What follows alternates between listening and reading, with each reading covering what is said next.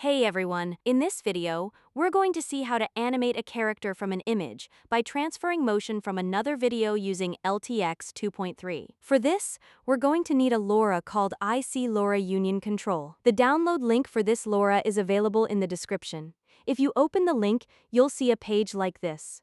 This LoRa supports multiple control conditions, such as canny, depth, and pose, so it can be utilized in various ways to copy composition from another video.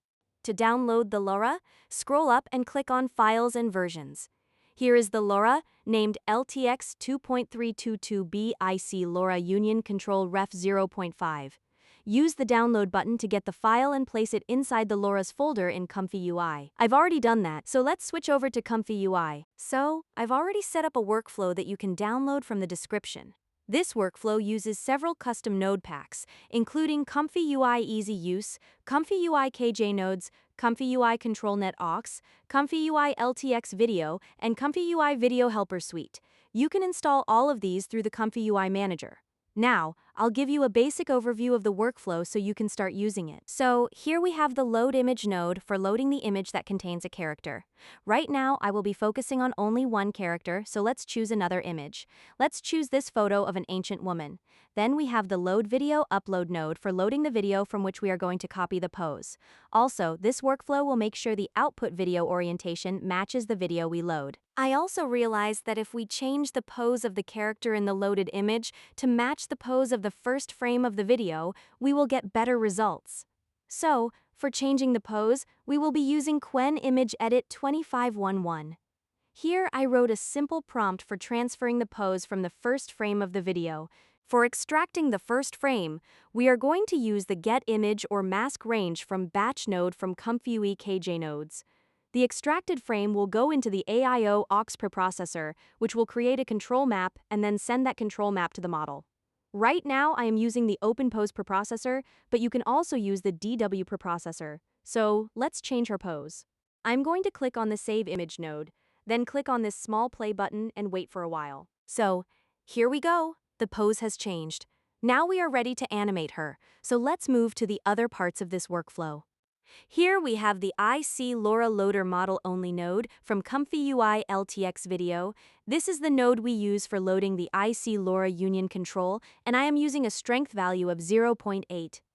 I suggest playing with the strength value to find the correct setting for your needs.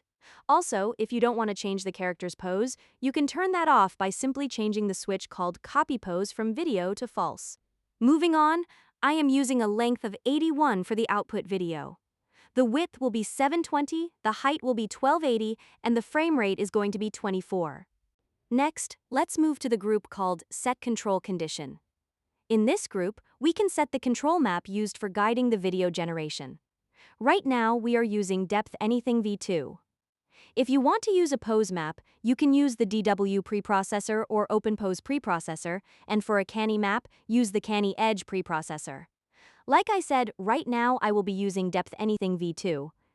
To apply the control map to the video generation, we need the node called Add Video IC LoRA Guide from the ComfyUI LTX Video Custom Node Pack. If you want to reduce the control map's influence on the generation, just reduce the strength value in this node.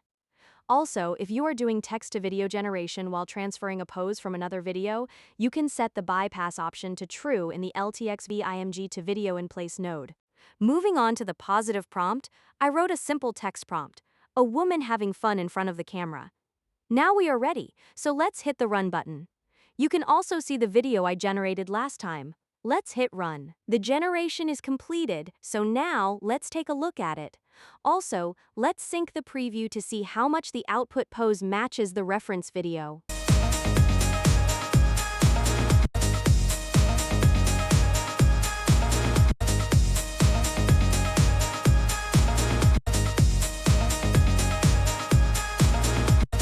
Okay, as you can see, it is a good result. Although there are some movements that do not match up with the reference video, overall, it is a nice result. Now, let's try another video.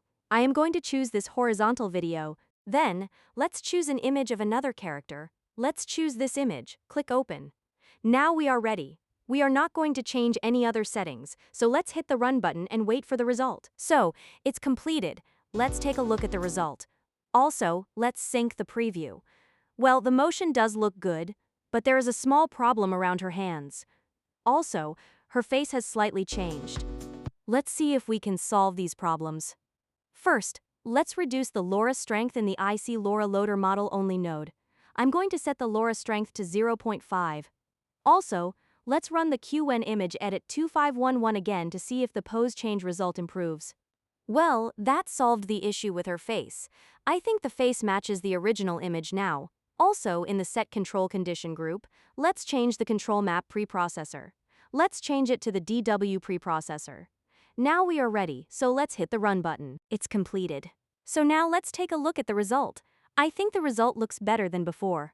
The thing is, we don't get a 100% perfect pose transfer, but it is much better than manually prompting by yourself. Also guys, I cannot guarantee that the QN image edit 2511 pose change will be perfect every time, but you can definitely try it.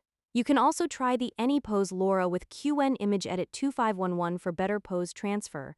Though I think the AnyPose LoRa also has some issues with transferring poses in certain cases. So, try the workflow and let me know what you think. Thanks for watching, and I'll see you soon in another video.